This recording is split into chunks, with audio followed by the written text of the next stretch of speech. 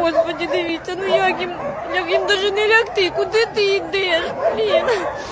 А вода прибуває і прибуває. Господи, йдіть на будочки, сидять, ще мороз передають. Господи, допоможи їм, маленький, труситься. Блін. Де машини от за шлангами повинні бути, спасати, викачувати цю воду. Що в нас за країна така?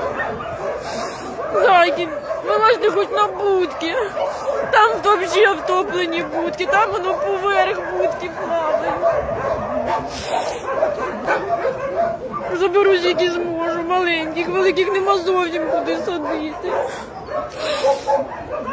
Допомагайте притулкам, щоб у нас були вільні вольєри, блін, щоб ми могли хоч так в екстрених ситуаціях хоча б допомагати тваринам. Будь ласка, допомагайте хоч чимось.